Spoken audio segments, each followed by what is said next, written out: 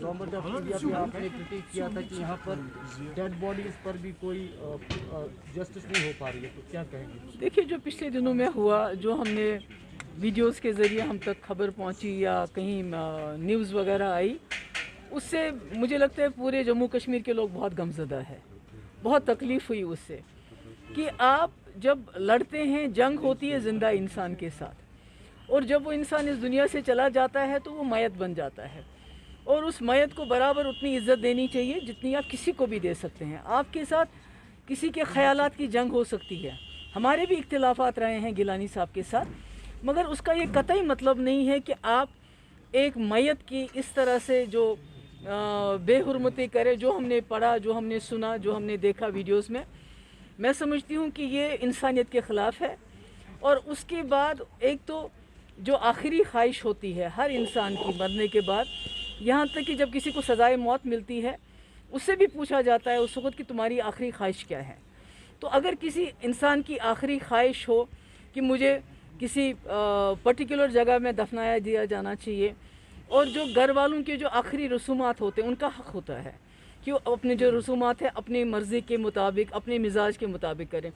पर यहाँ तो ऐसा कुछ भी नहीं करने दिया, बल्कि उल्टा उनके घर वालों के ऊपर, एक तो मैंने सुना है बहुत हाथापाई की है वहाँ पर, जो उनकी औरतें हैं उनके साथ भी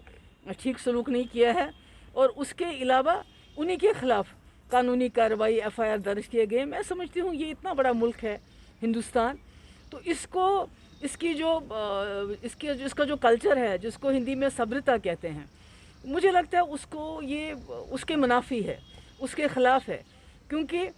इस मुल्क को पूरी दुनिया में बड़ी ऊंची नज़र से देखा जाता है, यहाँ के भाईचारे को, यहाँ के उसूलों को, यहाँ की डेमोक्रेसी को, क्योंकि जमहूरियत में सबको अपनी बात कहने का हक़ है। तो अगर आप किसी बात के साथ एग्री नहीं करते, उसका ये कतई मतलब नहीं है कि आप मरने के बाद भी उससे उसकी आइडियोलॉजी या उसकी जो ख्यालत है उसका बदला लें, और यहाँ बिल्कुल ऐसा हुआ। और आपने देखा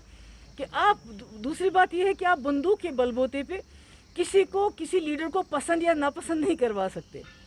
मतलब दुनिया में कोई किसी को पसंद कर सकता है। आपने देखा कि इतने दिनों से वॉलंटरी लोगों को कोई कॉल नहीं थी,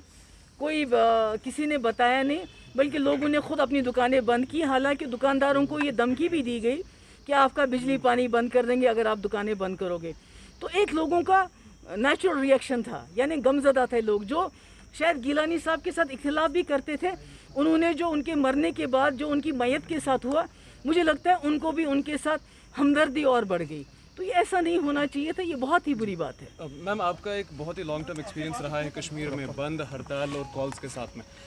फ्लैग के साथ में भी आपकी काफ़ी बार कंट्रोवर्सी रही है, लेकिन रीसेंट वीडियोस जो गिलानी साहब के घर से मिले उसमें पाकिस्तानी फ्लैग और पाकिस्तानी स्लोगन्स थे, जिसके बेसिस पर FIR हुआ था। क्या आपको लगता है कि वो फ्लैग और वो स्लोगन्स होने चाहिए थे वहाँ पर? देखिए, अभी आपने हाल ही में देखा होगा कि हमारे यहाँ मुल्क के अंदर एक एक्स चीफ मिनिस्टर थे, जब उनकी मौत हुई तो उन्होंने कहा है मुझे पर्टिकुलर पार्टी का झंडा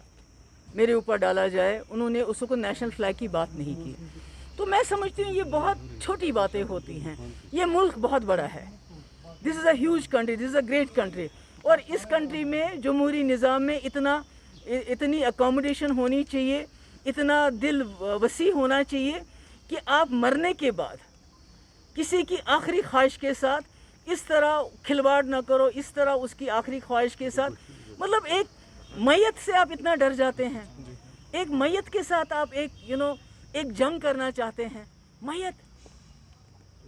ये तो बहुत ही अफसोस की बात है। मैम, लास्ट क्वेश्चन आपसे